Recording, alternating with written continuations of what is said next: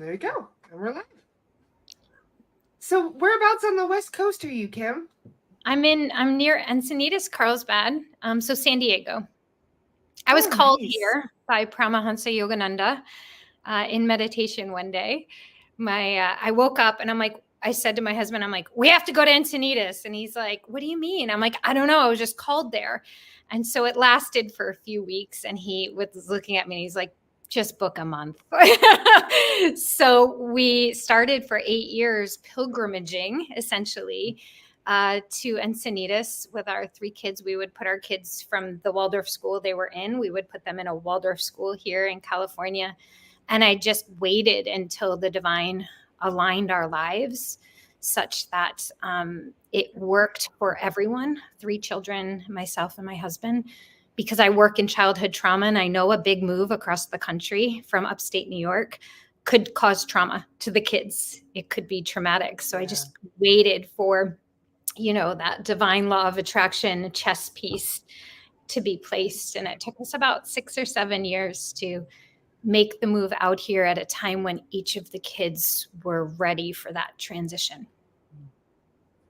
Beautiful. Yeah, law of attraction. Where in New York are you from originally? Saratoga Springs. Oh, okay, cool. Syracuse.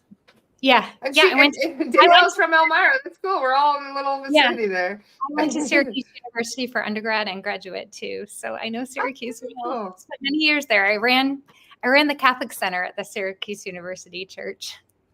Wow. Very cool.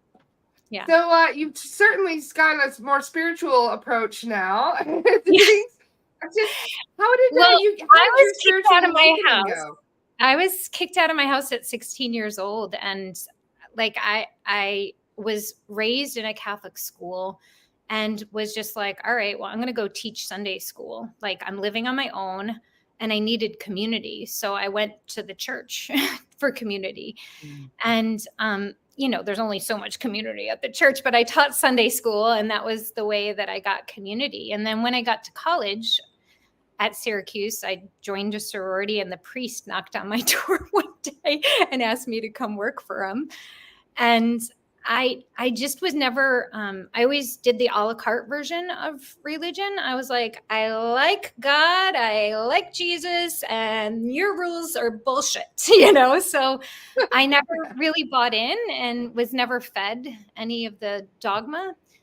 So I was able, and then when I worked for the church, I was able to see what was going on. And I feel like that's the theme of my life as I've been part of all these spiritual organizations and personal growth organizations.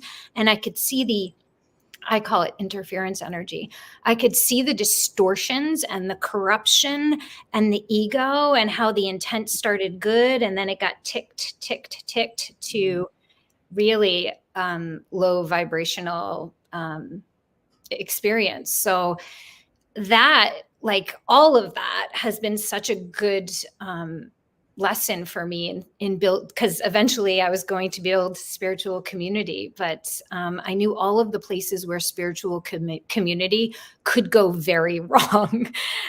So it was good education starting at the Catholic Church and moving on. It's a great way to get contrast, isn't it? Between spirituality and what we've been dealing with for so long. So how did you meet Daniela? Oh, geez. The story. It's your story. They both get quiet and start smiling. Well, it's just funny. It's just so spirit led, right? I most everyone that I've had the good fortune to meet and to share, to meet, personally work with, co-teach with, and then share with this community has arrived in a very similar way. Mm-hmm. A response to a very clear, direct ask of love, of God, of the force, of the universe, of spirit, of consciousness, of grace. Pick your word. So I was, so I'm 51. I would say I've been consciously on this journey, like many of you, of reconnecting, remembering what I am, working through that which I am not, getting to know all the facets of myself, the magnificent to the, what my ego would say is icky, right? All of that. That's what the spiritual journey is. And I've been very methodical. As Steph said the other day, like, Daniela operates like a scientist. I do. I will immerse in a process and really with tremendous duration and effort so that I can really see what are the effects of this. Because you don't get effects from medicine right away. I mean, some you do. But that's usually emergency medicine, right? Like I want to see, how does the medicine of yoga affect all my layers? How do I treat myself and others when I understand myself through the lens of Ayurvedic psychology? So I've been on this 30-year journey. Inquiry, I studied, immersed in inquiry with Byron Katie for years, and I still love the work. However, I saw that there were some root beliefs, root samskaras that we all as a humanity are navigating. Every single person. And we're doing our best to hide it because it feels so like shameful. The worry and the concern that we're abandoned, separate, alone, excluded. Door number 2, the worry or concern that I'm unlovable. I'm not good enough. I'm a phony. Door number 3, I'm not doing enough.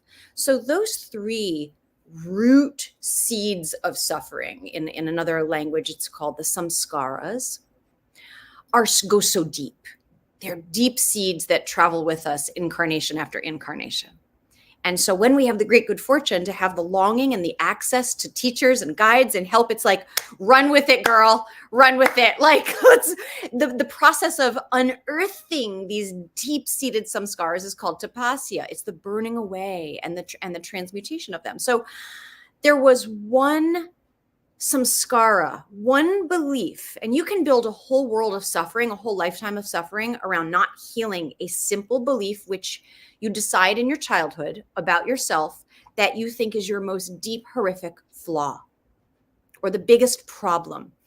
And mine came to me at age 6 of I believed that I was bad and evil, like not just really evil. I don't even like saying it because it hurts so deeply. Like I did something and had a family response to what I did. And I was also a Star Wars fan. I'm like, well, there's either Luke or there's Vader. So I guess I'm Vader, right? That was my 6-year-old conversation. And so I still, with all the education, all the practices and processes that I had access to, I was like, this one isn't gone. I can't get at the root of it myself. And the other thing I have always gifted myself on my spiritual journey, and seeing that this is one of the greatest uses of money, is to invest in my own. I want to continue to see what I don't know about myself. I want freedom from suffering for myself or causing suffering for others intentionally or unintentionally. And I couldn't get at the root of this. So I just, like, chalice arms, I'm paying attention. Please bring to me someone who can help me, because I have invested in myself with guidance at different chapters of my life, which is the smartest thing I've ever done, right? In my 30 years travel, I've probably had about 5 or 6 high quality mentors, people that you work with one-on-one, that I don't have to filter anything I say. And they have a way to help me help myself. Like, I don't want to be dependent on a teacher. I don't want to be dependent on a therapist. I don't want to be dependent on a coach. I want you to help me help myself. So suddenly, as if Facebook might listen to my declarations out loud, my feed is inundated with this lady just doing a webinar about soul retrieval for healing childhood trauma. And I'd never thought of my samskara coming from trauma. It was just something I decided about myself that didn't seem traumatic, though in hindsight, it's like, no, that's, sweetheart, that's what trauma is. Trauma can be neglect. It can be violence. It can also simply be, oh, I believe I am like that, like even God would reject me. And so how do I navigate life being like knowing secretly I'm the one that God would reject? So I watch Kim's webinar and I am riveted, because what she packed in this 45-minute pre-recorded webinar just opened it all up. It tied together so many threads that I had been studying. I'd studied Ayurveda, I'd studied yoga and a practitioner of both. And so she brought it together and shared that there is a process, a methodical process for the healing and the eradication and the healing of inner childhood trauma through working with what she calls trauma packets. When you have trauma, ordinary traumas, big traumas, or little traumas, they lodge in your body. We all kind of know this. Many of people know the body keeps the score work, right? The $1 million question is, okay, great. How do I get these out of me? How? Right? Because I can't just think my way out of it. I can't just be like, I'm gonna let it go. I can't just shake, howl, and laugh it like out of me. These are all great practices. However, Kim had something. She discovered something that nobody else in my world had, a system of healing childhood trauma. So I like to be the number one guinea pig. I don't share any educator or colleague with someone until I've experienced the fullness of their work. So I participated in Kim's level 1 training, went through the process myself, and then we moved on to collaborate and co-teach through various other programs over the years. So I'm so honored to get to share Kim Beekman with you all, and we'll share some of her resources with you over the course of this conversation. Yeah. And the funny thing about that is when I first talked to you, you're like, we're going to do things together. And I'm like, really? Oh my God. And Kim is the person you wouldn't say that to. She's type 8 Enneagram for Enneagram lovers, a lot of fire. Like that would be an epic red flag to Kim's personality type. Well, I was like, oh, we are? Okay, cool. My third eye is always engaged in seeing like creation. I am a perpetual, I see and vision Your creation. visions are like off the charts in terms of what you can see happening and what you can bring the physical realm into manifesting behind that vision. You are way more open in that way than I could ever be. So I'm like, program, and we got great things to do together in this life. We're gonna do. I was like, okay. She's like in one sentence, but so anyway, so it did unfold and in right time, Yeah. That was, I think, when I fell in love with you. Well, so I want to share the two titles of Kim's books kind of define what she brings to the world. The first is, Awaken Your Potency. So I wrote that when I was teaching yoga teacher trainings and doing inner journey work and helping people find their tools. And a lot of my egoic stories are in there. And I'm so glad I got them in a book in whenever, 2014 or 15, because my consciousness shifted from there. And I wouldn't be able to access those juicy stories of like when I had young kids and how hard it was and, what I was processing at that time. And you're in the trenches with three little girls. So that was the Purple book was my first book of like really just starting to understand. It's great. It's not teeny tiny font. There's spaces between the lines. All that matters for me because it's not on Audible. Like I'm a very slow reader because my mind gets so excited about one sentence and I'm off on an adventure. So the second book, and I'll put these in the chat, friends. This is called Inner Alignment, Soul Retrieval for Healing Childhood Trauma. And that's another thing Kim does is she trains coaches in the process of healing childhood trauma and in soul retrieval work. Yeah. So she's a shaman too. She's a contemporary shaman, like deep roots in shamanism. And it's different soul retrieval. It's not about going on a journey or taking someone else on a journey.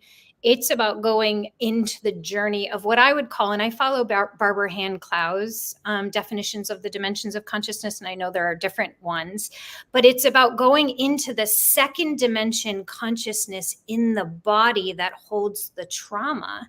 So that, you can know, he's just being a jerk. I don't need to be in a terrible trauma response. You can know that in a rewired mind, those of us who are in the, on the path, but to actually go from fourth dimension or to the mental dimension into the body-based trauma in the second dimension, and actually be able to work with the past that's living in the present because it's reactivating into the present moment, we can actually work with that scenario. We can work with the thoughts, we can work with the nervous system, we can work with the energy, we can work with whatever energies got stuck in there.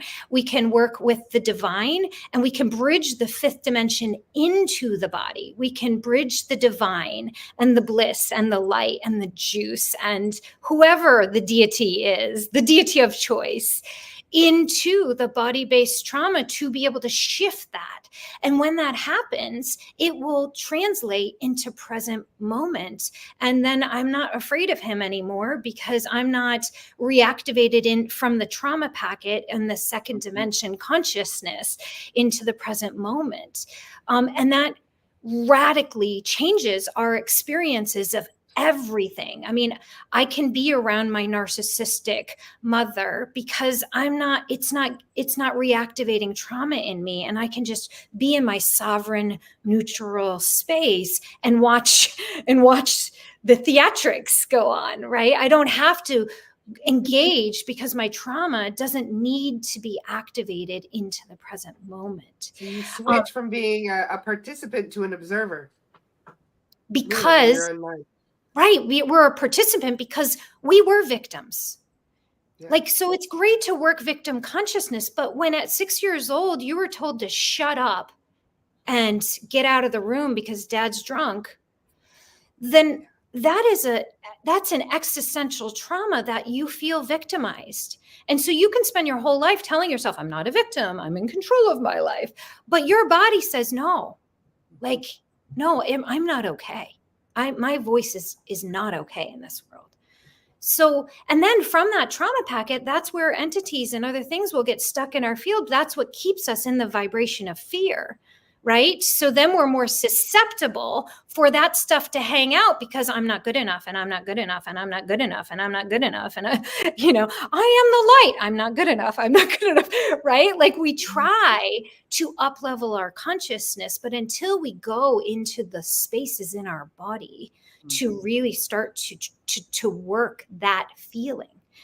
And the coolest thing, I'll read it to you in a second, but the coolest thing is there's not a lot of fancy footwork that needs to be done in that trauma packet because love heals. Awareness and consciousness heals.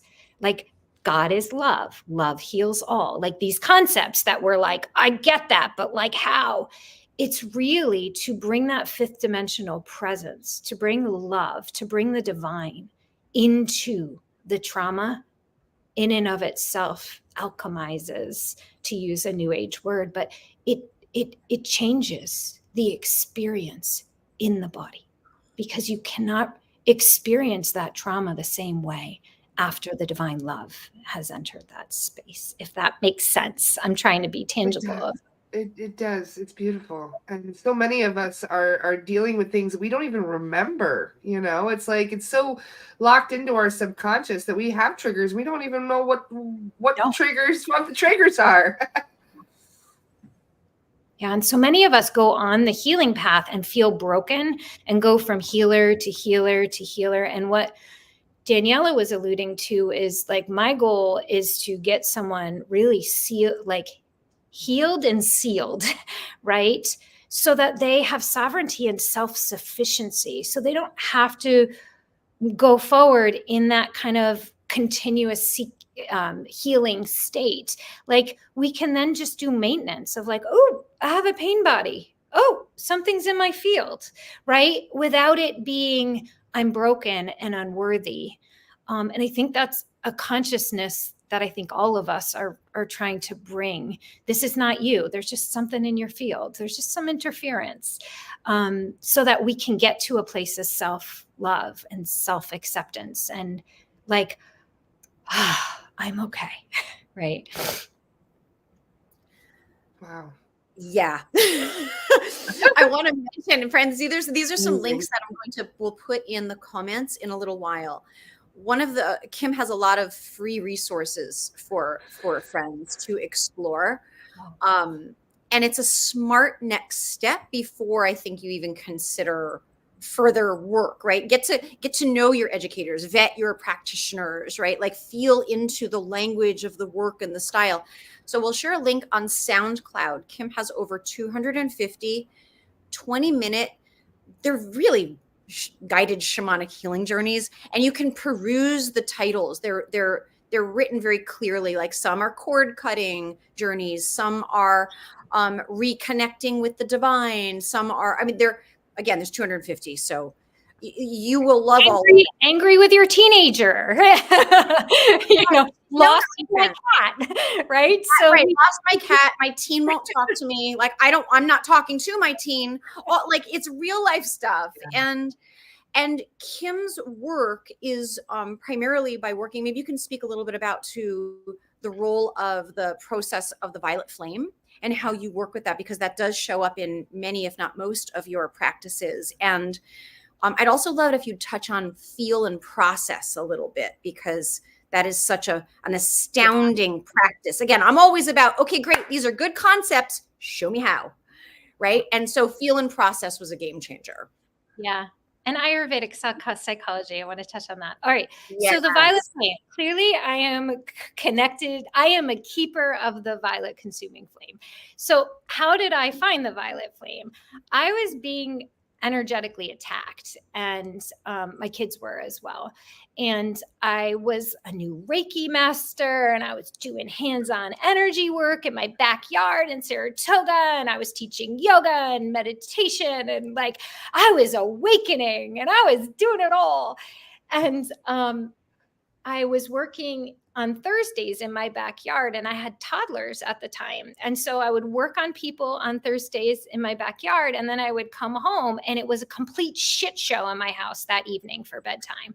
And I was like, every Thursday I have a complete mess in my 3 energetically sensitive daughters.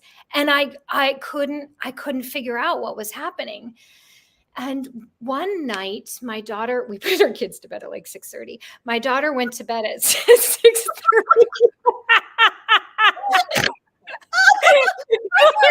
Me too. I still have memories of the curtains pulled down, right around it, like beaming out, and a tag football happening on the cul-de-sac.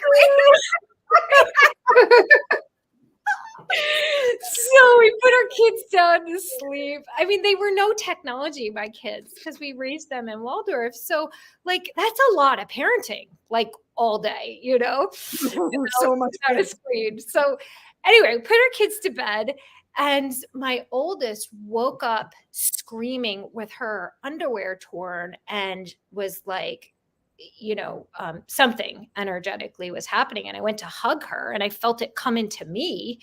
And I was on the bed, and there was this whole thing that happened. And this was all brand new to me. And I'm sitting here with 3 young kids. And, as a young mom, like you need, I'm like trying to protect everyone. I was a control freak mom, like what they ate and everything like that. Now I'm just like, but so this thing happened, and I went searching. I went first to my spiritual teacher, and I wasn't really able to get what I needed. And so I just started scouring the internet, and I found the 1930s books by Godfrey Ray King, which were Saint Germain channelings called the I Am Discourses. And the book I found was called The Ascended Master Instruction. And it's a book of 20 books. Oh, yeah. I'm going to write it down. I want to read it. That sounds amazing. It's written in, I'm sorry. It's 1930s channelings. I'll show you what they look like too, because they all look the same. But so it's called The Ascended Master Instruction. There they are. Master Instruction. So I read every single one of these freaking books. Laura, wait, hang on, Kim. I don't think Laura saw it. Okay, Laura, take a look. Visual. Which part? Okay. Green. That's what it looks like. Beautiful. Thank you. Wow. They're from the Summit Lighthouse. So I read every single one of these books, And I can tell you, I didn't even know if I believed half of this stuff. Mind you, at the same time, Doreen Virtue is recalling all of her Everything. tarot cards. And I'm sitting here reading about the divine director and, you know, all Vestal and all of, I'm like, I don't know who you guys are, but hopefully you can fucking help me because I'm dying over here. Wow. So I read these books and I found the Violet Consuming Flame, which is a frequency of light substance that transmutes anything and clears your field, removes interference. And with it, there were decrees that I started to write down. And I started to decree every day. And I'm just going to read some of them. Can I? Yeah, please. To the interference energy, you have no power. Stay out of my world. My world is the world of the divine I am presence. It is governed by and held obedient to my presence. No human thing can touch it. I stand free, forever free from all human qualities. Divine I am, your authority is in action in my world. I claim your perfection as the only governing presence in my mind, body, and feeling world. Hold me purified, beautified, free from all discord, that your glory may pour forth and bless all mankind through who I come in contact, right? So I took this stuff that was in those books and I wrote down all of my favorite decrees. And I've said them every day, decreeing. I step into my I am presence every day through my will chakra, like the fire within my will. And I decree the violet flame. I claim my energy field. And I command out of my field whatever's not supposed to be there, because I was the one that was commenting when you guys were with Kaya of like, well, if you're a spiritual teacher, shit's getting in your field all the time because you're there. Like anytime we make a statement, we can pick up karma. Like we're picking up karma all the time, right? So I clear that karma every single day, consciously and mindfully. I'm going to read a couple more just because I have it. Can I? Please do. I love it. Okay, Yeah, so this is what's in those books, like those books. So and hang on, this is a visual. Some of you may be familiar with this image, right? On the lighthouse. Well, that's kind of funny because then I went online and I found Elizabeth Clare Prophet stuff. And I'm like, ooh, this looks too much like a cult. And I have a little cult sensitivity because I have been a part of organizations where the person went to jail for life. Like, so I am acutely attuned to spiritual organization. And not that Elizabeth Clare Prophet had anything wrong, but I was like, oh, this is weird. I have like a weird factor, right? I was like, this is a little too weird. But then a couple months ago, I was saying that to a guy in my satsang, and he's like, oh, I studied with her. She was lovely. And I was like, oops, sorry. Right? So, I mean, don't go into duality. No, nothing right, wrong, good or bad. It's just what resonates spiritually for everybody. Okay, so let me just read a couple because I have a lot of self-doubt and I go into monkey mind about like, did I say the right thing? Should I have said that? Maybe I shouldn't have said that. Maybe did I do something bad? Like, because I'm interacting with trauma clients all the time. I have to make judgments and really stay connected to my soul, but I'm a human and I screw up all the time, right? So this is my favorite. Divine I am, release me from every mistake I've ever made and replace those mistakes by such ascended master, sacred fire, blessing, and perfection and happiness to the rest of my life that I never think of them again. They can never be existing anywhere in the universe and no one can be touched by them. Like when I read that, I was like, oh, so I can take responsibility and transmute the effects of my mistakes like that? Like, don't I have to punish myself for like 5 years for that mistake? I can truly call the violet flame and divine love into my past mistakes and transmute them and forgive myself and trust that the divine can take care of the effects of my humanness. Holy crap. Like, oh, okay. This is what it means that I am divine. Like I can make human mistakes and my divine self can transmute them. And it doesn't mean I don't take responsibility. I'm saying sorry on the daily because I'm always offending someone, right? So I still take responsibility and I do my Ho'oponopono and I say, I'm sorry, I shouldn't have said that. I apologize that, because sometimes this one, I am divine love filling the hearts and minds of individuals. I'm the perfect creative thought and feeling everywhere in the hearts and minds. I'm the perfect poise of speech and action. I got to try that one a lot because I'm always saying the wrong thing, right? Or at least the thing that's going to trigger someone. But anyway, each and every one of these lines is a remembrance of the divine power and the divine love and the divine wisdom that's right here in ourselves, in our spiritual DNA right now. So it's easy to forget that. Wow. It's so easy to forget that, to remind ourselves and to really anchor that. Okay, so anyway, my kids are getting psychic attack. I find the violet flame and start commanding it. I start using it. I start really stepping into divine power and knowing, like, I can't sit in a helpless vibration and expect that my field is going to be protected. I have to activate my divine I am power in this moment. And if I don't, I'm going to feel helpless and attacked. So I started teaching the violet flame everywhere. Like everywhere. I would teach everyone the violet flame. And during COVID, when the world shut down, I did free daily violet flame meditations. And I took whatever I was working on in myself, like a reaction to my kids or feeling unworthy or whatever it is. And I took it and I would guide a violet flame meditation on that. And I thought, gosh, I can just anchor the violet flame into hundreds of people's fields. And that's what Daniela and I did. Daniela got the word out and hundreds and hundreds of people did violet flame work during COVID. Like, wow, what a great ripple to use that time when people were willing to go inward. So I must admit, I'm a little astonished right now because just for a little context as to why I'm like staring in awe right now. I had a private chat with Siddhartha like yesterday, or was it the day before? I can't remember. All the days are blurring together these points. We're only 9 or 10 or 11 days into January. I know, it's crazy. All the days are blurring together. It feels like yesterday. I think it was actually Tuesday. Yeah. So I had a chat with Siddhartha, and he said, Saint Germain really likes you. And I was like, who? He's like, yeah, Saint Germain is really, he really likes you and what you're doing, and you've got his attention. And I was like, I am sorry, I don't know anything about Saint Germain. And he's like, you will.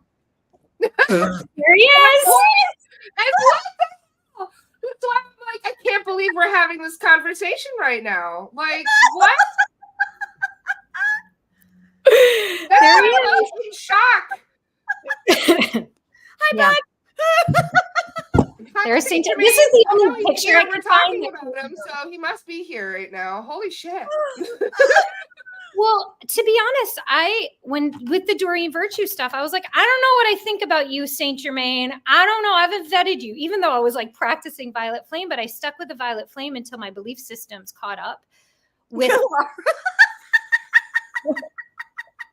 I believe in coincidence, and even though these things are like from the universe, are you paying attention?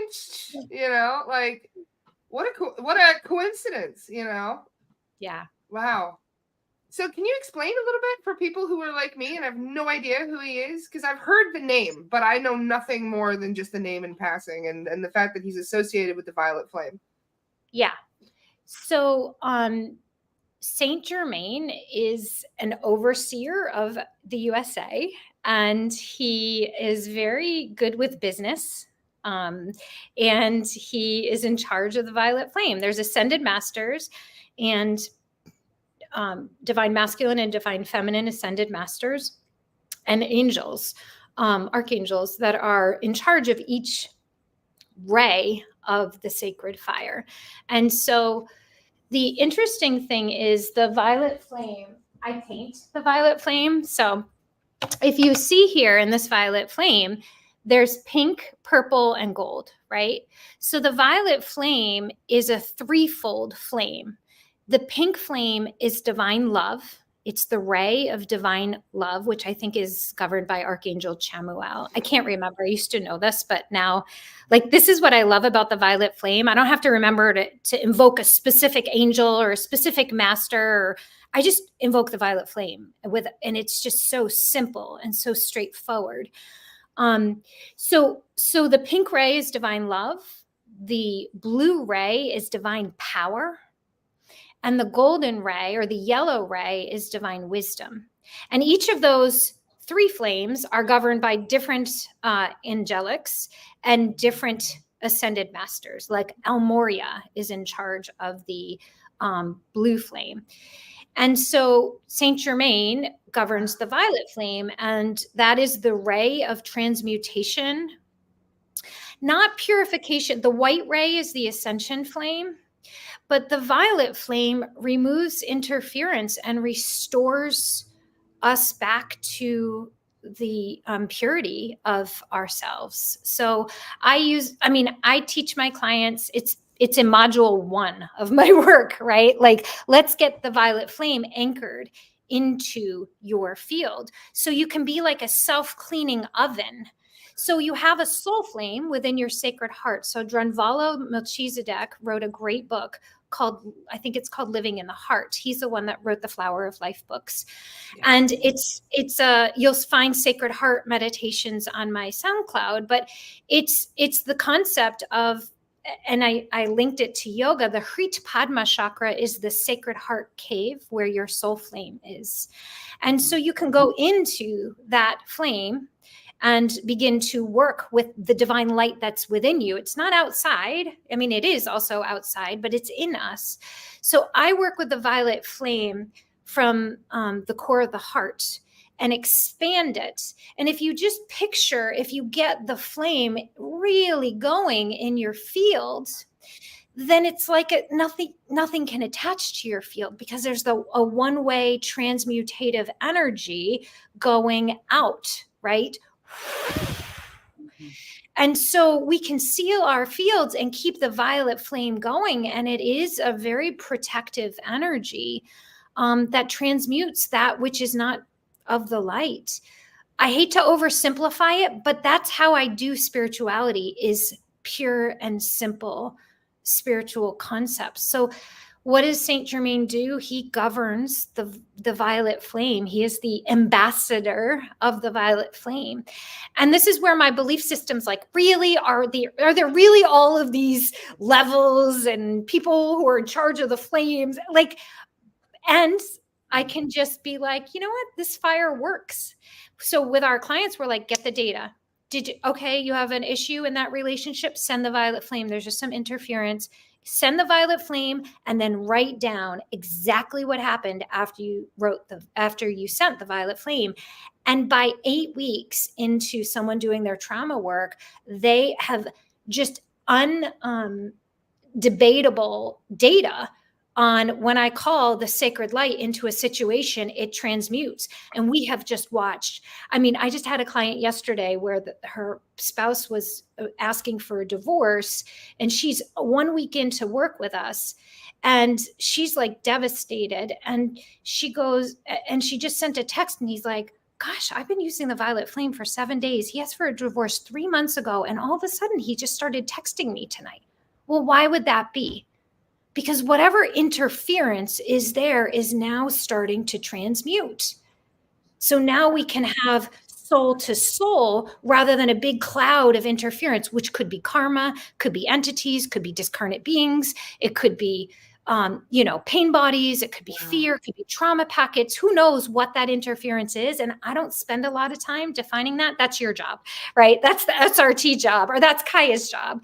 My job is to just simply get into those spaces of trauma in the body and really start to work the scarcity and the victimization and the powerlessness.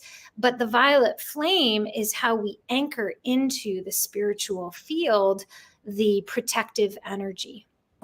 Sorry, that was like a long answer to what does. It was beautiful. I mean, I'm just absorbing all of this like a sponge because I'm going to use it. Let me tell you. Use it. I can use all of this. And get the data. It does take time to anchor into your field as well. Like Like and there's stuff on the internet that's very hokey, that you'll have to, kind of look past. So I know Saima will say, I am the violet consuming flame in action. I am the violet consuming flame in action. So thought, word, vibration, right? So you can say that.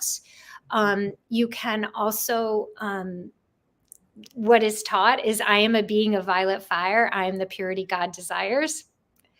Like, Ooh, I like it when it rhymes. It makes it even more potent. People like that. I don't like that, because my mind goes, well, God desires me whether I'm pure or not. Like, this is my little defiant, like, sass. Like, well, so I don't use that. Right. So, but those are two mantras that you can use by invoking your I am, and they're really effective. I think that, Chantal again, wants to know if you could say it one more time, if you don't mind. Sure. So I am the violet consuming flame in action, or I'm going to write that down. I am the violet consuming flame in action. Or I am a being of violet fire.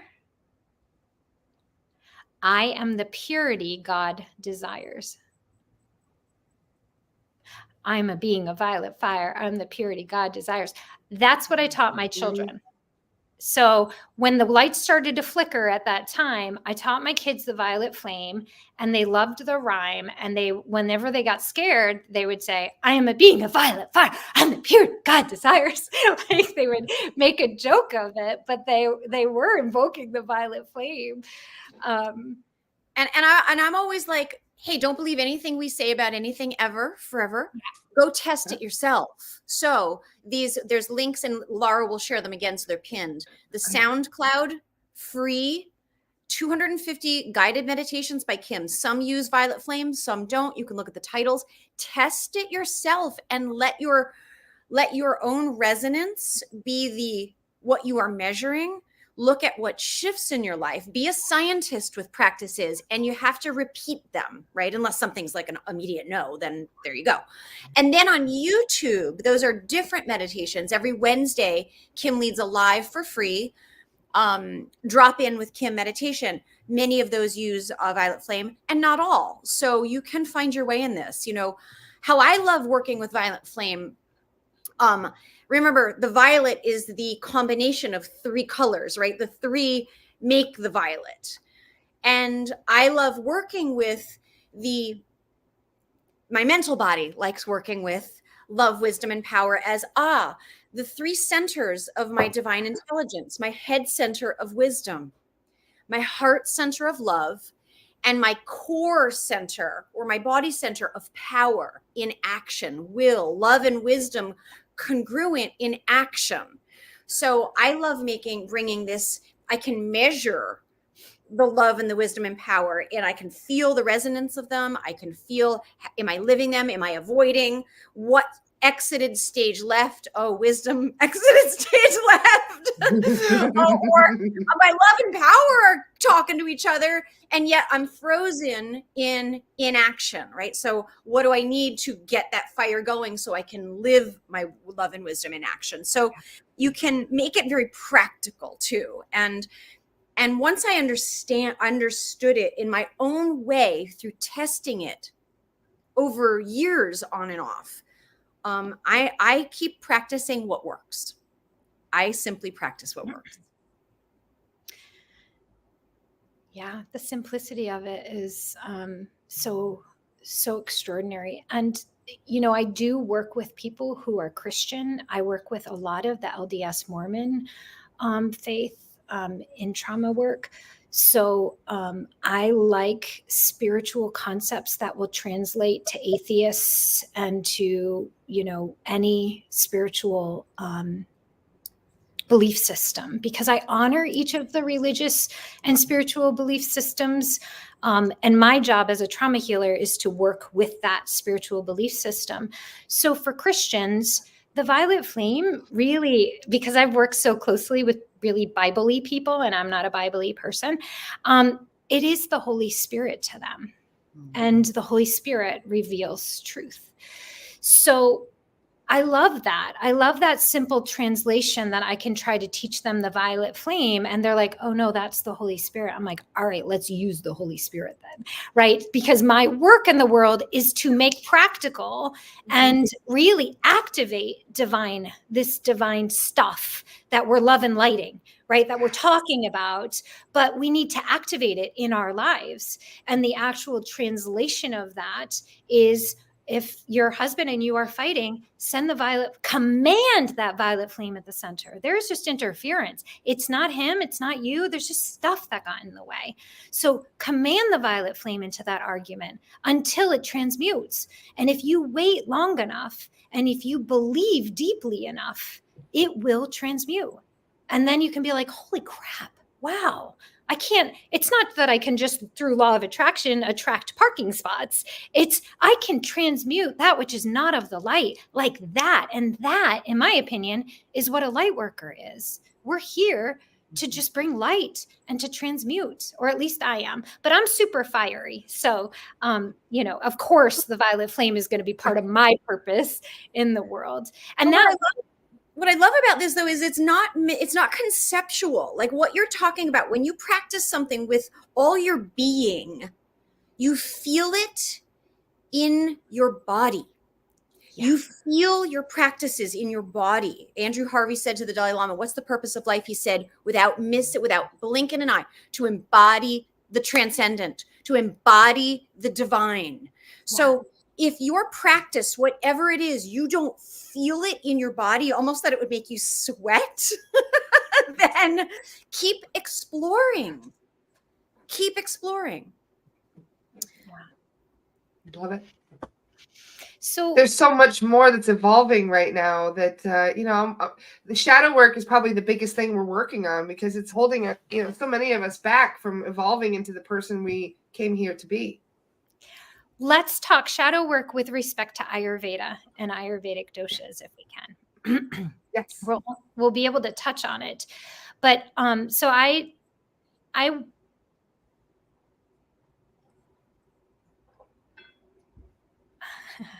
was going to say I woke up, during yoga, but I woke up after my eating disorder when I was 15 years old, and started my personal growth path. And then, I went a little religious for a while because I didn't know what else to do. And then I found yoga.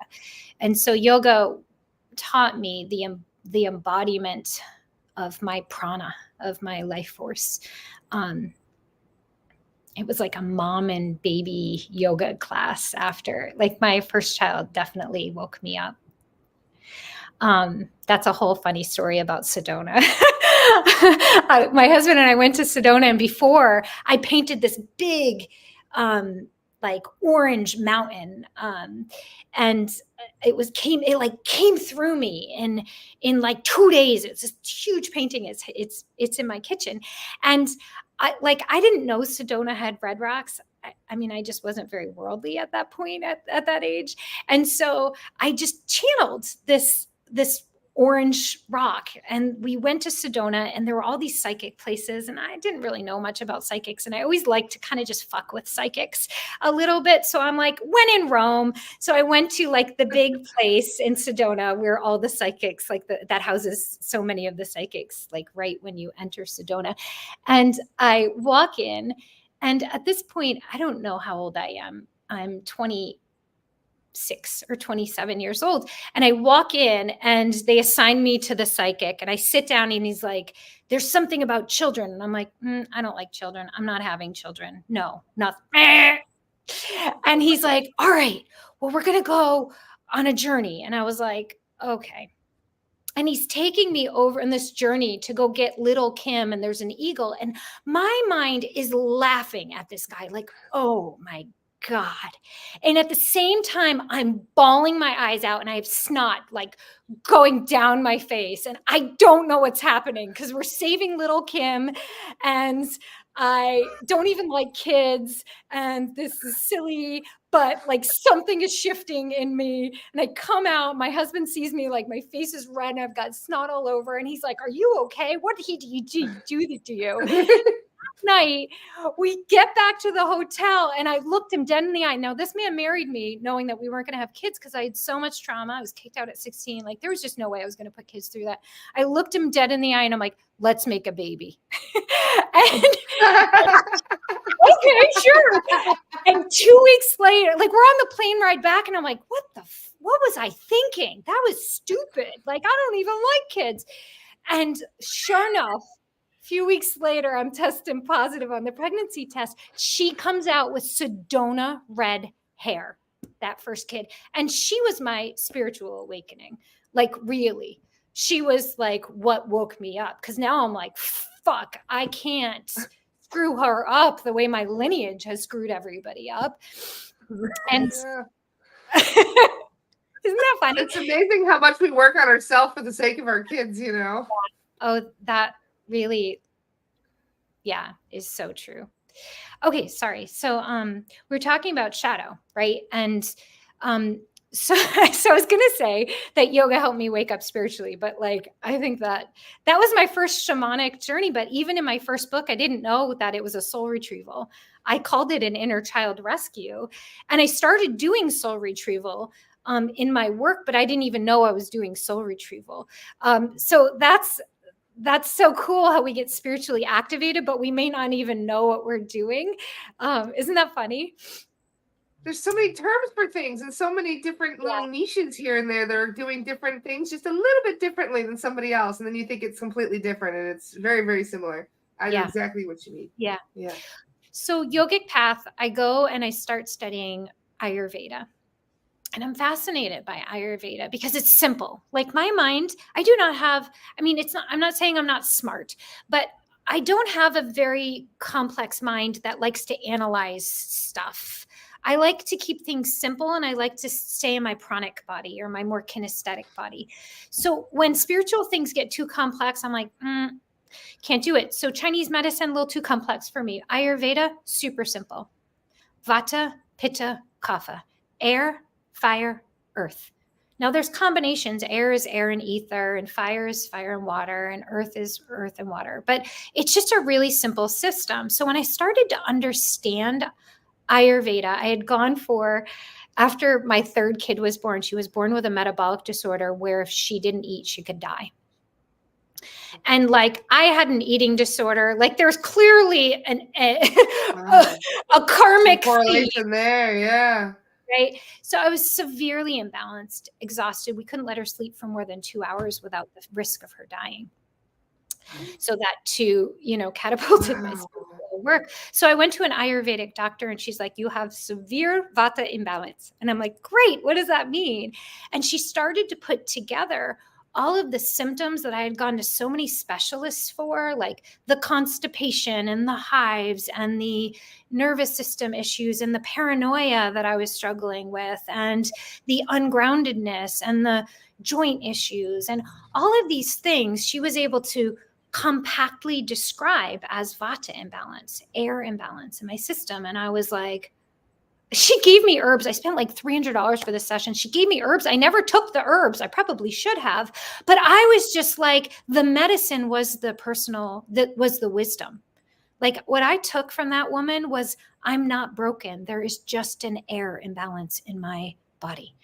And that changed the trajectory of my relationship with myself, to not feel like there was something severely wrong. Like, I would watch Grey's Anatomy or ER and I would be afraid that I had that disease by the end of the night.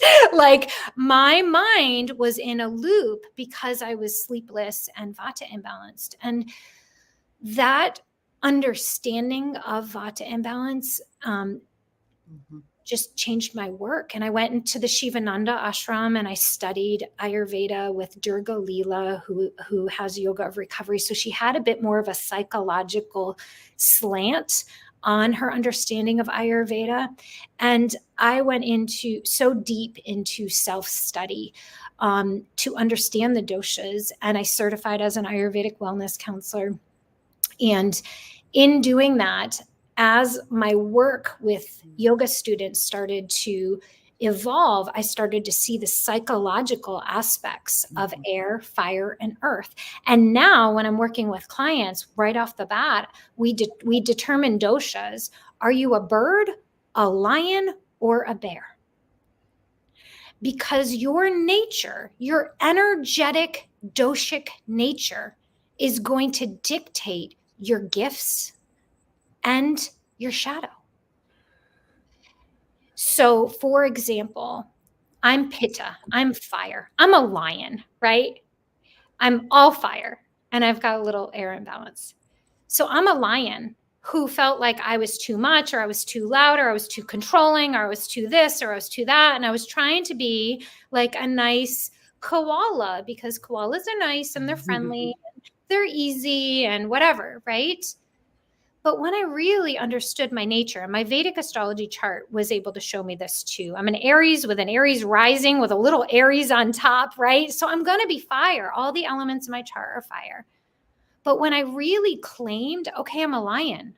Well, lions get hungry and they eat people. They eat zebras. Right? Or if I get imbalanced, I am going to be controlling and perfectionistic and mean. That is going to be my shadow, because I'm fire. And the gift of my fire is I can start an organization, I can develop systems, I can manage, I can, have the courage to address a belief system that someone has been avoiding for 30 years, right? I'm willing to claim power. So that's my soul quality. But what happens at a young age is we shut down. Let's say I'm a Pitta and I shut down my will chakra, which is where my fire is, because I think I'm bad and wrong, or I shouldn't speak. And I take my throat and I shut down my will chakra. And then all of a sudden I'm a maimed lion. I can never be my full self because I shut down the most incredible and important element of myself. And so I lose my voice and I lose my power and I start feeling depressed. And I say depressed because I have a trauma in my trauma packet in my will chakra of being a bad person if I have fire, and fire is all I am. So then it comes out as a shadow aspect of myself because I've repressed it. I've denied it. I've told myself it's not bad. And I find myself screaming at someone, but it's bad, right? And so then I say that's my shadow, but really the shadow is the other side of the element. Mm-hmm. My power, my voice, my leadership, my courage. And when I get imbalanced and I'm not in alignment with myself, I'm angry, or I'm mean, or I'm demanding, or I'm unkind. And so the element that we bring into this world, that we're born into, Ayurvedic, astrologically, karmically, that we're born into, we can either deny it, distort it, hate ourselves for it, or we can begin to work with it. So like I was a bonfire, I needed to figure out how to become a laser beam, right? I had to reel in the fire. I had to learn about my own boundaries for myself. I needed to develop my heart and my sacral chakra so that I could be more kind and loving like those koalas. I had to develop the other aspects of myself to balance out my fire. Otherwise I'd just be railing people over to get the result, right? And that's not ideal. That's not very spiritual, right? So I had to learn how to work with my element. What is the nature of a wildfire? Well, I live in California. It eats up everything. So then we can talk about what is a narcissist. A narcissist, in my definition, is a Pitta imbalanced individual who has not developed their heart or sacral, who probably has some entity working through their field, some pain body, as Eckhart Tolle might say, and they're just kind of too much fire, and they don't have the self-awareness or the consciousness. Maybe they're on lifetime number 100. Yeah. Maybe they're on lifetime number 100 instead of lifetime number 1000, where their consciousness has learned enough lessons of destruction where they can use destruction as Shiva energy. So in yoga, there's 3 energies of the divine. There's the creator, the sustainer, and the destroyer. So those of us with a lot of Pitta will be Shiva. But how does Shiva destroy? By working for the soul rather than the ego. And that's the soul versus the shadow. is, am I aligned with my soul? Am I in integrity with myself? Am I working on the parts of myself that are imbalanced, like my trauma packets or the energies in my field or my imbalanced chakras? And if I'm not, then my shadow, or the other side of the imbalanced expression of my energetics, is going to be working for my ego, and that's just going to create destruction. Yeah. Wow. I mean, that is just such a powerful thing to go through. You know what I mean? It's almost like what you said, destroying yourself and then rebuilding yourself in a new form. Because so many of us are, you know, it's almost like these things break us apart into little pieces. I married somebody that was a narcissist, and unfortunately, my first husband, and he. I'm sorry. It was, well, you know, it was a very big teaching experience for me. And I know that's why I went through it, because it gave me so much inner strength. And it's unfortunate, though, that so many people have to go through something so painful and so difficult in order to kind of bring that fire within ourselves up, because I was so timid. I was so placement. Right. So you had an underdeveloped solar plexus. You meet up and you partner with someone who has, it's like you outsourced your will chakra, and there's an effect of that, right? Yeah, very much so. Kim, can you speak to the other, so you've painted a picture of the lion, the Pitta type, and what imbalances look like. Can you paint us a picture? And friends, I came to Ayurveda too in my early 20s, and it revolutionized, first of all, my relationship with myself. It taught me how to nourish myself, because we're all very unique. And it shows me now when I listen to people, or especially where there's disagreements or disharmony, all I'm watching are the interplay of elements. And it brings such relaxed, compassionate understanding to relationship dynamics, because I'm just seeing the elements dance. So if you could paint a picture of the Vata, the bird, or the Kapha earth element next, so that we can, you can find yourself in it. And then let's speak to a little bit. I shared a link at banyanbotanical.com. They have a free dosha test. You can take it just to get a little insight, friends, into your elemental makeup. And sometimes it's really useful to take the test twice, one through the lens of your whole life, and then take it again through the lens of the last 2 months, because that will kick up the results to show you, this is where the imbalance is, and here's how to start helping yourself. Yeah, and I can go through a few of the questions that I use to psychologically, to understand Ayurvedic psychology, so that you can type yourself maybe from the mental and emotional layers of the body. So I'll do that at the end if you can help me remember. Mm-hmm. Okay, so the bird. Think of the nature of a bird, right? They're moving around. Think of a hummingbird. I have hummingbirds out here. They're moving around. They might sit down for a second. They're still moving around, right? They're not very grounded, because that's not the nature of a bird, to sit on the ground and laze like a bear, right? So the Vata constitution, Daniela's body, physical body, is more air, right? So Pitta will build muscle. They'll have more muscle structure on them. And Vata is usually, a tube, just a tube. I even lift little weights and I'm just a tube. They're usually pretty lanky, or lean. And they'll have crooked features to them as well. Like my arm. A flamingo, right? Total flamingo. The gifts of the bird is they're creative, and they're spontaneous, and they're light, and they're playful, they're spiritual, they have a lot to say, right? That's the shadow, or the imbalanced bird, is worried, has anxiety, has looping in their head, is always worrying about something, is paranoid, has a lot of self-doubt. So worry and anxiety, more moving anxiety. Each dosha can have anxiety or depression. So that's often a misconception.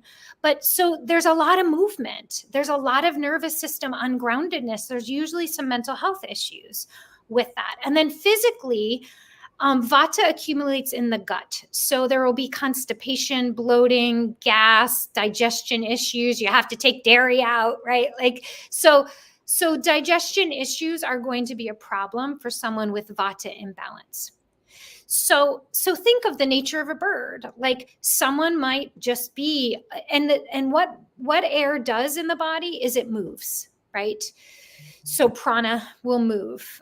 Your breath moves. Your heartbeat will move, right? And these doshas I have mapped to the elements in the chakras. So air and ether are the heart and up, right?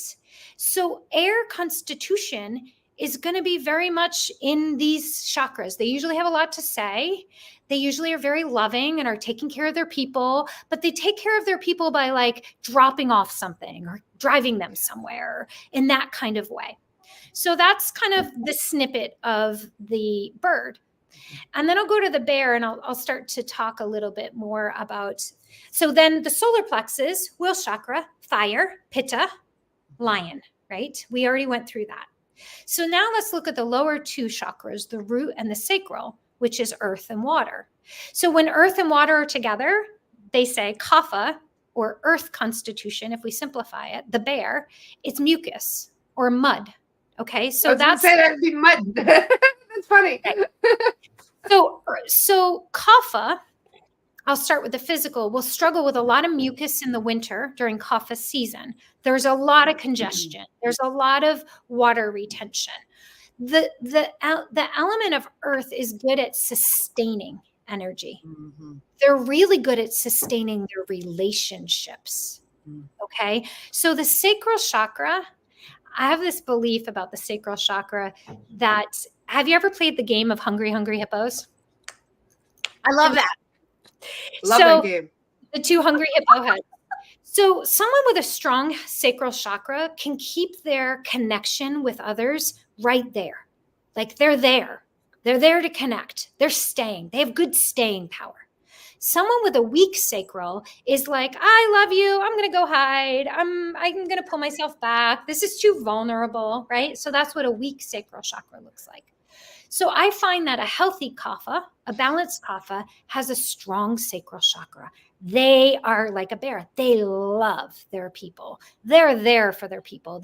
There's food and there's family and there's friends. And that is the center of kaphic life. So the gift of a kapha is they're loyal and they're forgiving and they're easygoing and they're kind of slow moving and they're just steady. They're really energetically, emotionally steady.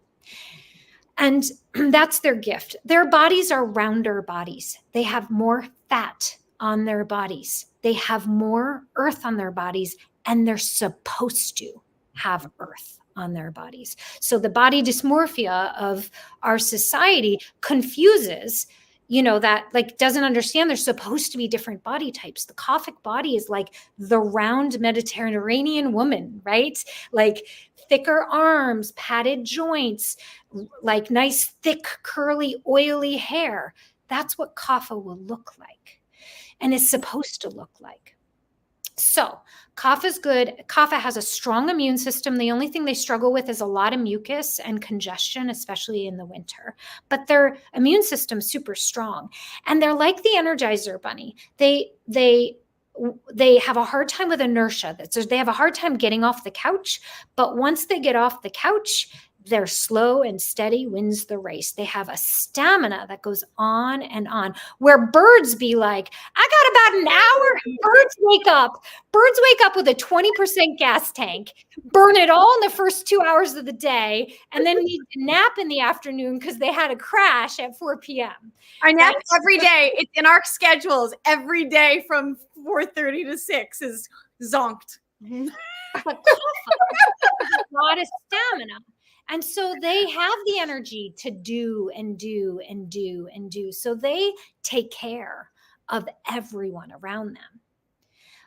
But they set their relationships up in such a way that they're the caregiver, and they never teach their partners or their people to give back to them. They don't know how to receive because they can give. So why wouldn't they give? And that's how are they bears night owls? Somebody just asked. I'm also sorry. I didn't mean to interrupt. I'm thinking a mile a minute here because I think I'm also a bear. Are they night owl types? So we can talk about the times of day. So what happens, this is a little complex. I usually use slides. This is what I teach for yoga teacher trainings to help them understand. So bear with me.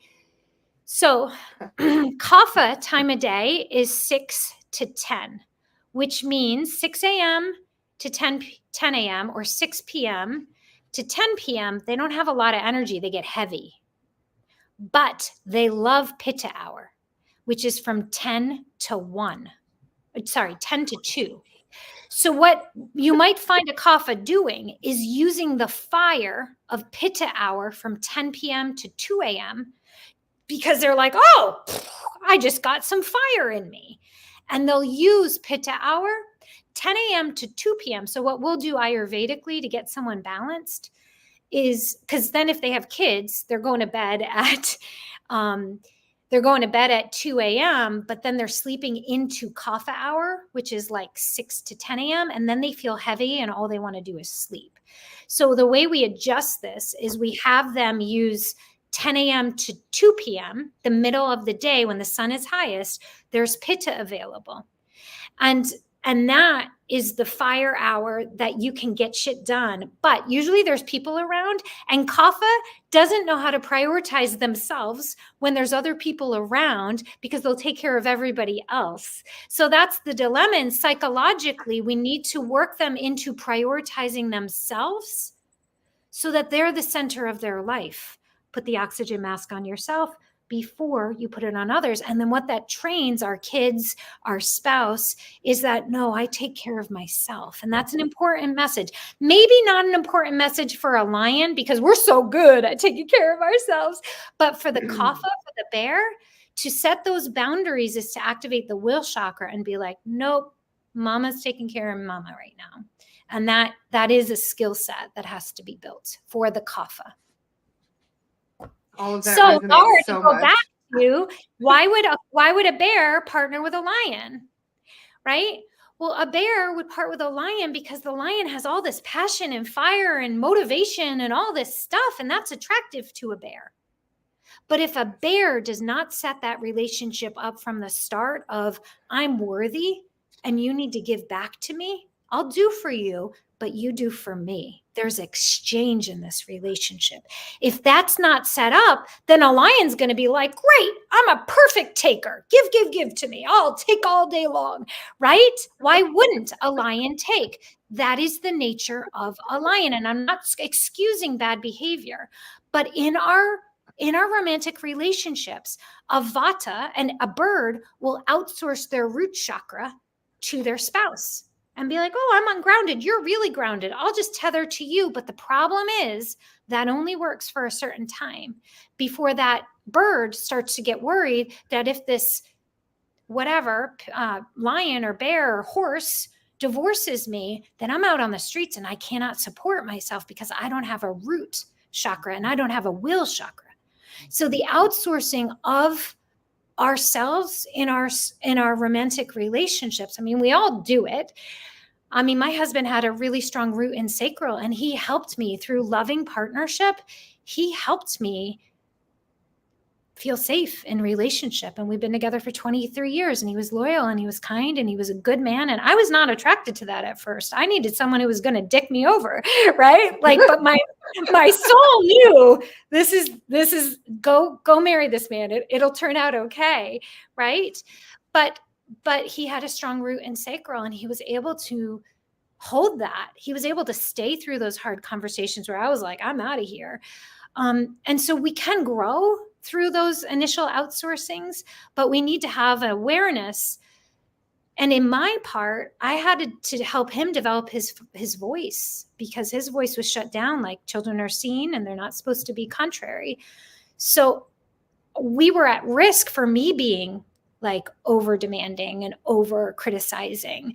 And at some point, to balance out the power in our relationship, there was a point where I was like, don't let me be this demanding. Like, don't let me do that. I don't want to be that person, but I can't have you doing everything for me and accommodating everything. So there was 10 years into our marriage where I was like, okay, I got my root and my sacral, and now it's time for you to find your power and your voice and to not put up with my bullshit anymore. And there was a year or so where he had to almost go through the stage of individuation, like finding his voice and being like, I'm going to get myself a water and I'm not going to get you a water. I'd be like, I don't care. I want the water anyway. You know, we went through this silly stage of development where he could find his voice and his power. And it was an important stage of us evolving ourselves in our partnerships so that we could grow beyond those fight or flight, fawn or freeze. So he had a strong fawn response and I had a strong fight response.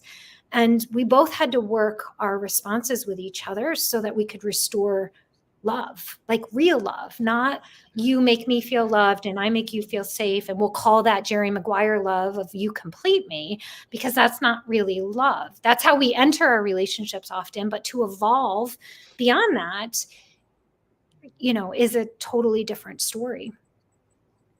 Kim, I wonder if you could talk a little bit about, so the bottom tagline, remember, this is one of Kim's books, the Inner Alignment Soul Retrieval for Healing Childhood Trauma. And this is a systematic approach to healing the root cause of anxiety and depression. Can you talk a little bit about the differences of, like, say, Vata depression from Kapha depression? Because we tend to have it as there's anxiety and there's depression, and yet they're very different through the lens of Ayurveda. Yeah. Thank you for that question. So Vata depression looks like I'm so energetically sensitive that I almost need to unplug from the world or disassociate from my body because my senses got so overwhelmed and I need to shut down. And then I feel disconnected from myself and from my soul and from God. And I feel lost or disconnected. So that's Vata depression. Pitta depression is I'm trying to control everything. I can't control everything that I want to control and get the result that I want or get what I need out of this situation. And I feel powerless in this situation. And I just can't anymore. I just can't. Wow. And Kapha depression is my energy and my body is so heavy and dull, and I'm so hopeless because I don't have upper chakras fully developed that I can't see beyond this physical realm situation, and I'm going to Netflix and ice cream. Hopeless, sad, Eeyore style depression. Mm-hmm. So those are the different types of depression. And based on everything I've talked about, we've got an energetic imbalance. So my work is a 6-layered approach. So physically, we have to work with the nervous system response. Vata be like in pure fight or flight. Kapha might be in a freeze response. So there's the physical nervous system. There's the neurosynaptic pathways that were built when we were young about who I am and giving and taking and receiving and worthiness and all of that stuff. So physical nervous system, neurosynaptic wiring of depression. There's our energetics, the dosha imbalances and the chakra imbalances that have led to the depression. So I have trauma because I was sexually abused or I was neglected, right? In a trauma packet in the chakra, which affects the dosha imbalance. So the energetic. So we've got the physical, the energetic. We have the thoughts, beliefs, the mental aspects of, you know, they don't love me if they don't show up with kindness to me. Like, think about this. If an earth person is depressed and they're around a lion who's just trying to fix them, they're going to feel unheard, unseen, unloved, right? But it's a doshic misunderstanding, really. And that, so there's the mental, and then there's the emotional, which is I'm in fear or love. At all times, I'm either in fear or love. And most of the time, a depression is going to be fear. And then there's the spiritual energies, pain bodies, entities that are attached to the fields, and our connection to our I am presence and our soul presence and our consciousness and our awareness. So when we're talking about depression, we've got 6 layers of systematic work to do. No matter what dosha, whether you're a lion, bird, or a bear, there are 6 layers to be addressed. And it has to be done in a way that leverages the neuroscience of healing. So we've all had those ahas and this healing, and I'm healed, and we went to that retreat and I feel great. And then what happens? You come back into your normal life. Joe Dispenza gives us the description of that. And neurosynaptically, you go back to the way it was. So once you start to heal those 6 layers and really systematically start to peel that away, you're building new neurosynapses in your brain. But if after 5 days you don't practice the I'm worthy aha that you had deep in your body, then those new neural synapses will truncate within a week, and you'll go back to feeling the same way that your brain and body chemistry are wired, and you'll lose the feeling of healing, even if spiritually, energetically, mentally, emotionally, chronically, nervous system wise, you had that healing. It will go away. Why? Because you have to rewire every layer of the body to sustain the feeling of healing. Does that make sense? Yeah. I went on. You explain things so well. I'm trying to absorb everything. I'm gonna have to rewatch this again. Well, my book. That's why I wrote my book. Yeah, all of what Kim just, like the second book, which has, okay, this book, the first one, bigger font, spaces between the sentences, Vata Heaven. Okay, this one, charts, so that's good. Smaller, this is everything we talked about today is in this manual. And here's the cool thing that Kim's up to. If you take this conversation and some of what even Julio was talking about yesterday, the quantum model of the psyche and the soul, you put this all together. Kim has created a foundation, the Childhood Trauma Foundation, that's mission is to bring this education of this conversation to the world of psychiatry, psychology, therapists, coaches, spiritual. How do you help someone if you just don't know what you don't know? If you don't understand the system of the being in its totality, you cannot help someone to heal. You can talk through things, but that's not healing. So she's up to some really great things to help bring this education to the world of mental health support and care where it's just absent.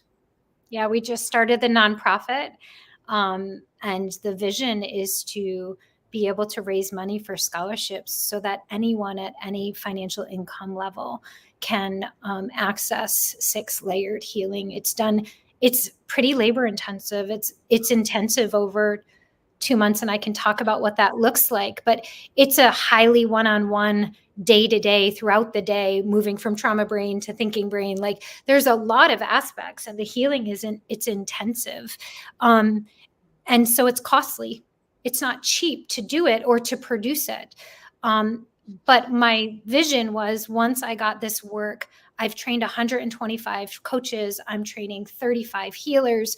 Like once I got this work going and there was momentum, and Saint Germain has been my business partner to get this work going and systematized, that's when we developed the nonprofit, so that now that work is systematized and there's enough of these trained folks in the world, then there can be a symbiotic relationship of the Childhood Trauma Foundation really addressing adult childhood trauma to be able to really to heal families. Like what I love, like if you see my ads on Facebook, they're geared toward couples and marriages, not just heterosexual couples or married, like all unions. But, and that is because I have 3 kids and I am the result of childhood trauma. And if you heal one person in the family unit, then the trauma with the spouse can't play out in the same way anymore. Like this becomes this. And then this ripples into the children's lives because they now, their whole trajectory changes when there's one awakened person in the house. And there's now love, there's heart consciousness in the house. And so then the kids' lives change completely. And they get like a totally different childhood. And we've watched this time and time again, like people on the brink of divorce, like just one person, heal your trauma, one person. So anyway, like that is my complete desire, is that we equip the people on the front lines. Therapists have been doing their best, but they've been doing surgery with a hammer, and like it doesn't really work, right? So I think of it like there's a fire in the basement of the house and there's smoke coming up to the upper floors, right? And yoga and meditation and therapy and EMDR and all these things that we're doing blows the smoke out of the upper floors, and it allows us to breathe. And that is great. And we can go to therapy, which is like sitting on the roof being like, there's a fire, there's some smoke down there, which, by the way, is very important to understand that there's a fire and smoke if you're going to be in a house, right? It's super important to have that awareness and to stop the stories of victimization and to know you have power and all of that stuff. Very important job that's happening in therapy, but it doesn't put the fire out in the basement. And so to put the fire out in one parent's basement is to change the complete trajectory of that family. So it's like killing a couple birds with one stone, right? It's very efficient. I'm an Enneagram 8. I like results and efficiency. So when we take someone on, we get very tangible of like, what is it going to look like for you to be healed? Well, I'll get along with my spouse and I won't be reactive at work and I'll be able to manifest my life purpose. Okay, great. What would that look like? Let's get specific. I was a strategic planner for the federal government and the World Bank and the IMF, like in my first iteration of my career. So I did strategy planning. Like I know what it is to achieve performance measures. So what are the performance measures of the healing of your trauma? And how do we work like a dog on a bone to achieve that? And there's 3 people on the healing team. And I think that's absolutely critical. And I can talk about that another time, but to have a team of people who are holding the field of love and heart consciousness and your vision and your desires while going into the trauma packets and then helping throughout the day when you go into trauma brain because your boss, said this thing to you, to be able to recover is how we change the behavioral patterns that are so neurosynaptically wired into our brain, so that eventually the neurotransmitter receptors in our cells, which are built only for anxiety hormones and neurotransmitters, can start to get bombarded by, oh, I am safe at work. Oh, I can be safe here. Oh, my relationship is safe. And then it takes 2 months for those neurotransmitter receptors to turn into happy receptors. So to go at trauma and depression and anxiety like it's your job for a couple of months to rewire every layer of yourself is like the biggest and most profound gift. So that's what the foundation will be raising money to do, which is to be able to bring that out further. I can hear your passion in your voice when you talk about it. It's so beautiful. Thank you for everything you're doing and paying it forward for all these kids that really are going to change the world. That's what many of them are here to do. But they need this so they can clear all that junk from the past and step into their true power. Yeah. So thank you so much for that. Yeah. Does anyone have any questions for Kim that you guys would like to ask?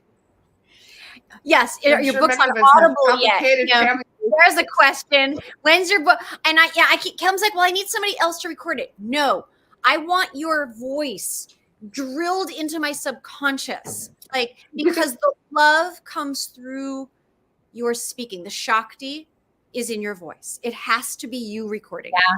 Okay. I'm kind of an 80-20 person. I'll get something 80% done and I'll be like, that's good enough. And that's kind of how I deal with my perfectionism, is like, because that last 20% is what usually drives me crazy. So whether I'm painting or whether I'm doing a project, I'll get it to a point and I'll be like, good enough. And my throat chakra gets exhausted from teaching. Oh, yeah. And That's true. because my videos are being watched all the time, I know this sounds so weird, but I noticed it when I first started creating pre-recorded videos. So I get like 700 plays per day on SoundCloud or on YouTube, right? And my throat chakra can feel that expression through the recordings. I don't So I need an extraordinary amount of silence and to shut my mouth up. And so to think about reading my book aloud 500 times to get it right so that Audible will accept it, I'm like, I just freaking can't. Okay. Well, then we will. There's a way. There's a way. We'll do this. If it's one sentence at a time, friends, as you are my witness. Okay. I got that vision. So there, Laura will share 3 links, friends. One will be to Kim's website, so you can explore her larger offering. I'm just total transparency up front. It is pricey AF. Here's why. When I did it, it was like not epically convenient for our financial situation. We were like, well, rice and beans are cool. And it was something that we saved up for. And when you do the math, it's an 8-week level 1 program that has 3 healers. So I was doing 4 hours of sessions per week plus education. It's an intensive 8 weeks. So it really does justify its ticket. That said, that doesn't need to be the starting point. Kim has her Wednesday meditations on YouTube. They are different than the SoundCloud audio meditations, which are 250. Start there. Start going to Kim's Wednesday drop-in meditations live. They're live every Wednesday. The recording goes on YouTube.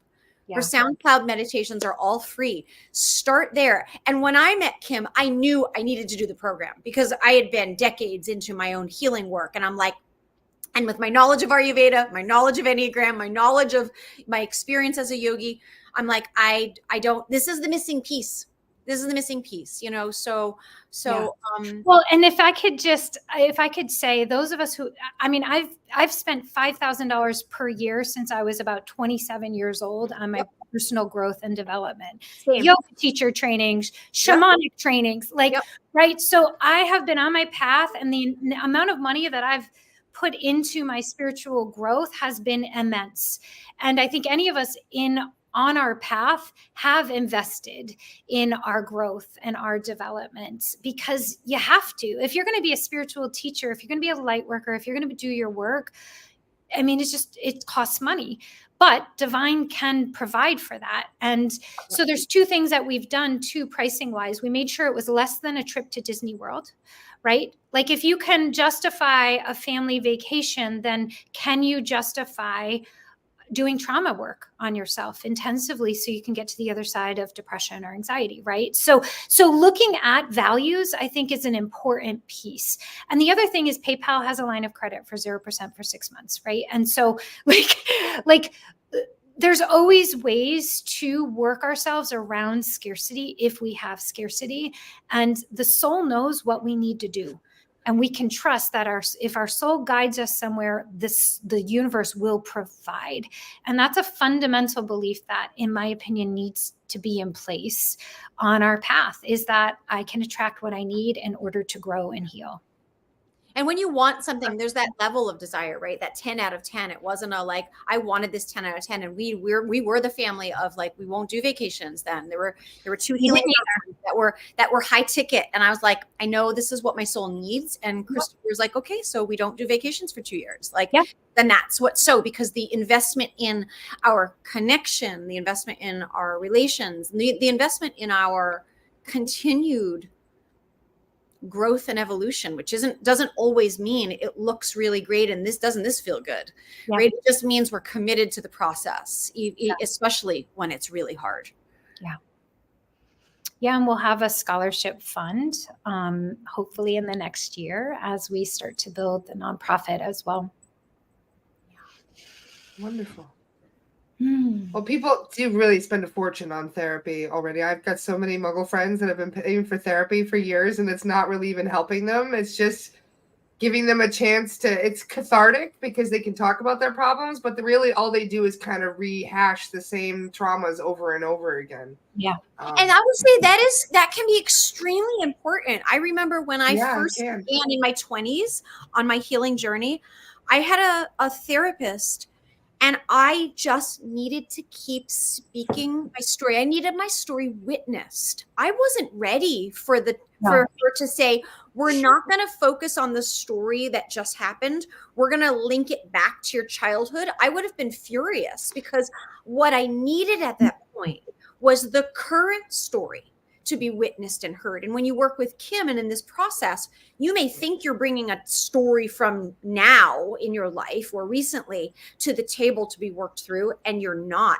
It gets linked back to something else. And so you need to know that going into it. And so for me, there was in my 20s, just being witness, where I just was like, totally. And telling the same story. Like I first had the courage to speak it. So that had its invaluable place in my journey. In fact, so the step to talk about this work is to book. It's a $45 30-minute session with me, where I elicit and develop the blueprint of like, where am I hearing trauma? Where are the chakra imbalance? What are the dosha? Like, so I'm listening for all of those things in that half hour, so I can mirror back what I hear the work is.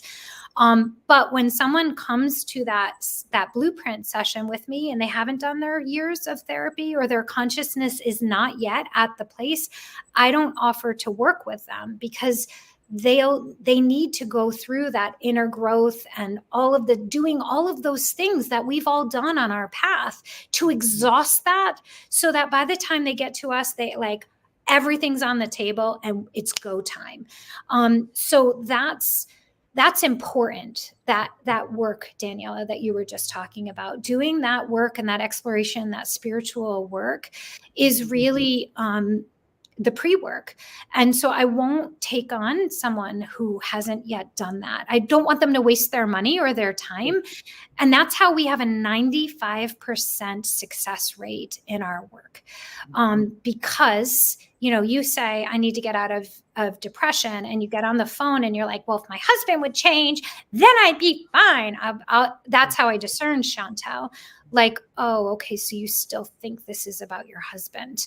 And it's not bad or wrong. It's just that's where you're at in your process. But if you're really embodying, I attract everything into my life, and there must be something in my field or in my trauma that is attracting this, and I'm ready to work it until I don't attract this again. That's the consciousness that I'm listening for, to see if someone's ready, consciously ready to do this work. And if not, I just suggest they read my book, or I give them the link to my YouTube, because I don't want to waste anyone's time or money. Like, I can only take on a certain number of people, and I need to take on the right people, the people that I can get a result. I'm Enneagram 8. I'm all about results. And something that informs that experience for me is when I was 15, I checked myself into a mental hospital for bulimia. And I had the experience of inpatient care before health insurance stopped covering 99 days of inpatient care. And even though, I'll say therapy won't heal trauma, what that experience of 99 days feeling care and help and someone listening to me and supporting me was exactly what my 15-year-old self needed at that time. They were angels in that space. And I think I wasn't conscious, but I think the reason why this is a 2 months of 3 people holding you and working with you throughout the day, every day for 8 weeks is to mimic that experience of being held. And what happens is your root and your sacral chakra feels like it can build secure attachment. You can rebuild that worthiness and that field of love. Mm-hmm. And that's the only way I know how to do it. If I could do this through group and through a guided thing, I would. But like human loving connection, impersonal love, like divine love. And I'm not enlightened and I make mistakes. But when there's 3 of us on the team, we can hold someone day and night around the clock to be able to establish that level of love and care. I'm on the West Coast, my team's on the East Coast, and that love, and you'll see that in my book, it's very squishy, but like one of the steps is to reestablish love, because love is the self that heals. And most people have never experienced love. As a felt experience, not as a concept. It's a felt in your body experience. That's the difference. Yeah. So that's the establishment of the experience of love. Laura, I know. Like I said, this is gonna be a rewatcher. Like wow, there's just so much that all of us really needed to hear from this conversation today. I feel. Well, can you imagine? You have a family and you've had relationships. You need to hear this. Like, yeah. Can you imagine this work also moving into the system of rehab? Where people that go to rehab, like this is the vision of moving. I want it everywhere. Of like facilities that are trained, all the staff at a rehabilitation facility trained in this model. Yeah. Yes. Wow. Rhonda says, so can you're on dividend. Yeah. Let's have Kim Thursdays. Can we do it at noon? Laura might move it an hour for you. Okay. 8 o'clock is better than 7. But you are on divinate now, yeah? How often is Daniela getting you up there? Is it once a week or no? This is first. It starts with the let's meet Kim, and so then we're going to move Kim into teaching. We need all the Kim now. Membership. Kim has, yeah. And Kim and Kaya work hand in hand. So for people that go through Kim's 8-week program with her and her team, Kaya is one of the people also that is part of that intensive 8-week process. So it lightens the work. Like if she's plucking stuff out, cleaning up the field, then I can rewire the neural synapses and I can reset the nervous system, and I can do that work without swimming upstream against the interference energy. Kaya has been, just a tremendous gift in co-partnership, as Daniela has. And this framework of co-creation among Lightworkers versus every woman to herself and her, kingdom, and, that dynamic that happened. No world mentality, that's got to be over. We need to co-create with each other and leverage. That's why we competition. Yeah. 100%. And then I get to support the after Kim work. I'm just like, okay, I'm going to just help you sustain the joy, because now you feel good and love and joy. It's like, let's just keep this going. Right. So Daniela's gift is to be able to keep those conversations and hold those belief systems and continue the longer, the after intensive work, because I don't do that. Like 2 months intensive blowtorch and that's it, right? That's how fire works. But your heart is so compassionate, and your ability to see people's souls is just so your nature to be able to hold that is gorgeous. Everybody's a jewel. Yeah. Everybody's a jewel. Like so unique and beautiful. So unique and beautiful. So my heart is so happy. My heart feels such almost relief when I get to, when Kim gets to just share a little bit more with others. My heart feels like there's 80 people that just got to receive and feel into a model that makes logical sense. That's what I love about this. There's nothing woo-woo about this. This, to me, that's why Ayurveda is the science of life. This is not woo-woo. This is logic. It's soul logic. Yes, Steph, I do apologize for my gender statement of women in their He doesn't like being left out, Steph. I include you and I honor you and whatever gender identification. So I apologize. And I'm learning. My teenage girls are keeping me really sharp on where my ignorance is there. So thank you. He was joking, by the way. He's our jokester in the group. Right. Okay. So don't think you offended Steph. You totally didn't. He's undefendable. But it's important growth for me, because we all have our growing edges. Yeah, you do indeed. All right. Thank you so much, Kim. Really, this has been the most wonderful conversation. I've enjoyed your company immensely. And when do we have anything planned for her on Divinate right now? That's next to schedule and to chat with Kim and see Okay. what works for her. Yeah. And they won't have to be at 7 a.m. for Kim. And let me Wednesday drop-in is usually a conversation and then a guided meditation. So that's in Divinate under the membership Wednesdays it's free for everybody. That's what I was trying to ask about. Yes. Yeah. Wednesdays at what time? It's Wednesdays at 12:15 p.m. Eastern time for a half hour. And the first Wednesday of the month, we do a Violet Flame group healing session. I'm not the Divine Heals. We are tapping into the sacred fire and doing group healing together. So we do that the first Wednesday of the month. And then I usually just have themes of teachings and or meditations. And then the recordings of those go onto YouTube.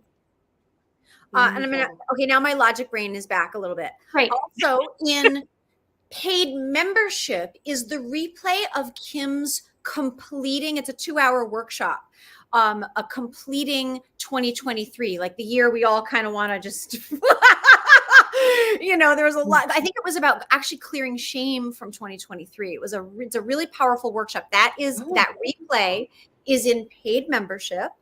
And so there's the shame, which was the closing out. And then we did the New Year's intentions as well. And I think that might be a membership as well. Membership. I don't know. So that, yeah. So, and then, so you have access to her website. You can always reach out to Kim if you want to do a 45-minute one-on-one with her on the phone and just sort of suss out where you're at. You can find out how to access that on her website, Enlighten with Kim. Are you also KimBeekman.com? Or KimberlyBeekman.com will go to Enlighten with Kim. Okay. Yeah.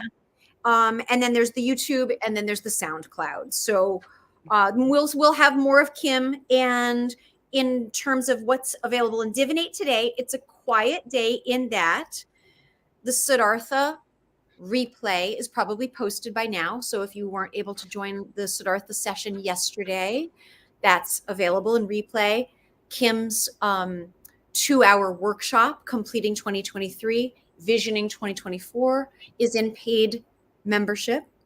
And tomorrow we have Kaya at 9:30 in the morning and Song of the Soul with Erin, session 2 of 3 in paid membership.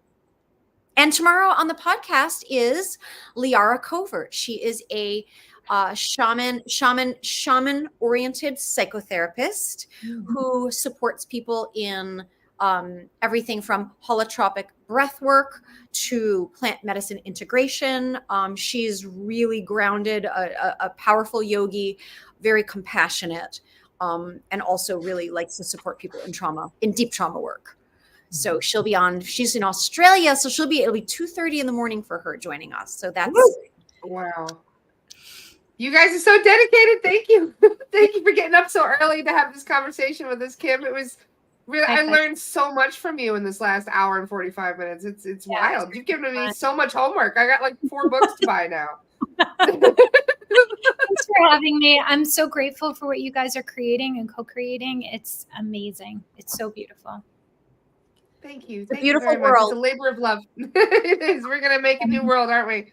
We are. Wonderful. Bye, everyone. Love you guys. Mwah. Have a good one. See you all soon. Don't touch any buttons, Kim.